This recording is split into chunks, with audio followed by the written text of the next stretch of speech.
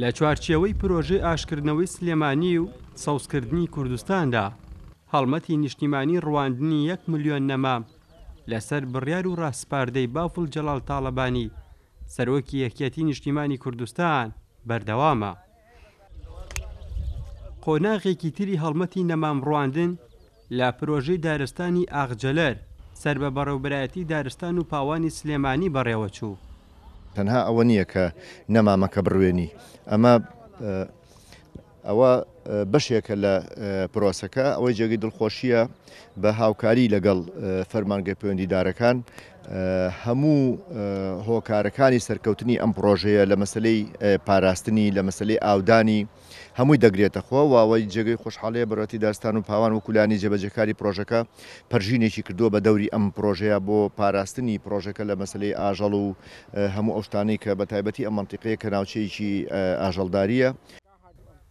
لێپرسراوانی ئیداری سنووری ناحی ئاغجەلەر و قەزای چەمچەماڵ پێشوازی لە هەڵمەتی ڕواندنی نەمام و سەوزکردنی کوردستان دەکەن، جەخت لە گرنگیدان و پاراستنی نەمامەکان دەکەنەوە.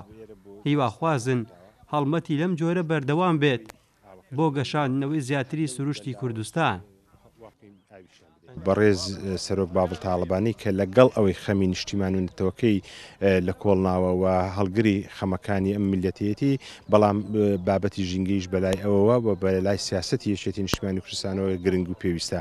بۆیە ئێمە وەک ئیدارەی قەزای چەمچەماڵ وەکو دانیشتوانی سنووری قەزاکەمان لێرەوە سوپاسی دەکەین و داوا دەکەین چۆن ئەم هەڵمەتە سنوورەکەمانی گرتەوە بۆ هەموو پرۆژەکانی تریش لە خەممان دابێ، بە تایبەتی پرۆژەی ئاوی خواردنەوە. لەژێر ڕۆشنایی بڕیاری سەرۆک باوفڵ تاڵەبانی بۆ هەڵمەتی چاردنی 1 ملیۆن نەمام لە سەرتاسەری کوردستان خۆشبەختانە ئەمڕۆ نەحەیەکی ئێمەشی گرتەوە. ئێمە وەکو سەرۆکاتی شارەوانی ئاغجەلەر بەم کارە هەستاین و پشتیوانی ئەو تیم و هەڵمەتە بووینە. خۆشبەختانە ئێستا ئەمڕۆ دەستپێکی کارەکەمان دەستی پێ کردووە. ئەم بەرنامەیە ئەم دەستپێکی ئیشامە سەرەتایە، چەند هەنگاوی تریش قۆناغی دوا بەدوای ئەوە دێت بۆ سەوزکردنی سنوورەکەمان. جگە لەم هەڵمەتی ڕواندنی نەمامە لە ناحیەی ئاغجەلەر لە ماوەکانی ڕابردوودا هەڵمەتی ڕواندنی نەمام لە ناحیەی قەرەهەنجیر و سنووری بانیمەقانیش ئەنجام درا. هەموو ئەمانە لەسەر بڕیار و ڕاستپاردەی سەرۆک باوفڵ جەلال تاڵەبانی سەرۆکی یەکێتی نیشتیمانی کوردستان جێبەجێ دەکرێت.